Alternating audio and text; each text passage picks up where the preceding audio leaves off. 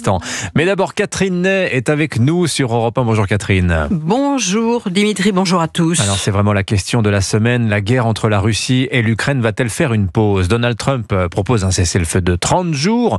Volodymyr Zelensky dit oui sans condition. Vladimir Poutine dit oui mais, et il multiplie les mais.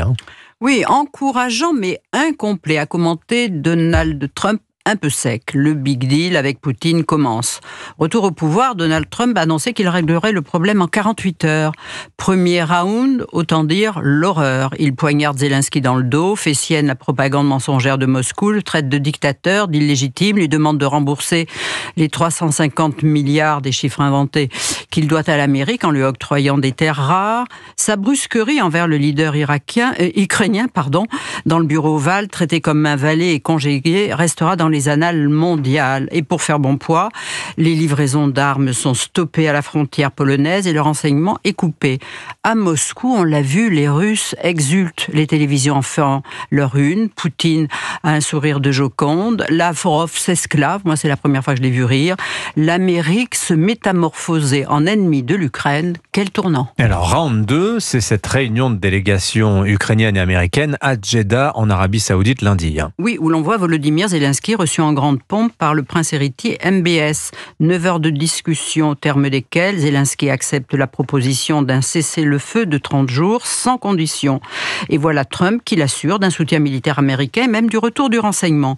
À Moscou, les télévisions sont muettes, mais que voit-on ? Un Vladimir Poutine en treillis militaire qui annonce qu'il a gagné la bataille de course, repris du terrain, que les combattants ukrainiens sont des terroristes.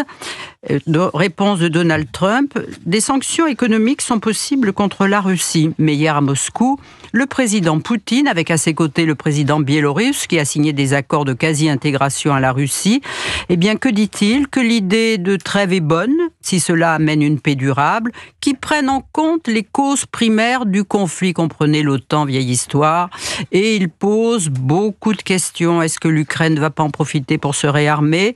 Mais il remercie tout de même Trump de s'intéresser autant au dossier. Alors, round 3, c'est maintenant. C'est Donald Trump qui punit la Russie. Eh ben oui, avec un Trump qui est virtuose des gros deals. C'est toujours, je te passe la main dans le dos et après je te caresse à rebrousse-poil. Et hier, le Trésor américain n'a pas renouvelé l'autorisation permettant aux banques russes de continuer à réaliser leurs transactions liées à la vente du pétrole et du gaz par le paiement américain. Autrement dit, les principales sources de financement de l'État russe. Voilà. Et quatrième round à venir, là ce sera le face-à-face des deux grands fauves. Oui, des deux mâles alpha qui se reniflent, s'admirent. Un temps on disait même que Trump était amoureux de Poutine. Alors Trump lui veut aller vite, il s'y est engagé. Il veut aussi arrêter le massacre. Et ça, il le dit et le répète souvent.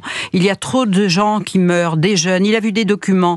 C'est que les Russes ont montré les Ukrainiens ont montré ce que les Russes avaient fait en Ukraine. Cela l'a horrifié. D'ailleurs, il le dit toujours pendant que nous parlons, il y a des jeunes qui meurent, ce dont se fout Poutine, mais lui, il veut arrêter le massacre et il semble sincère. Alors Donald Trump, comme Poutine, c'est un prédateur, puisque lui aussi veut agrandir son territoire, Catherine. Oui, il veut le Canada, le Groenland, le canal de Panama, mais pas en faisant la guerre et en tuant les gens. Il veut, comme en 1872, quand l'Amérique avait acheté l'Alaska à la Russie avec un gros chèque. Avec Trump, tout est question d'argent.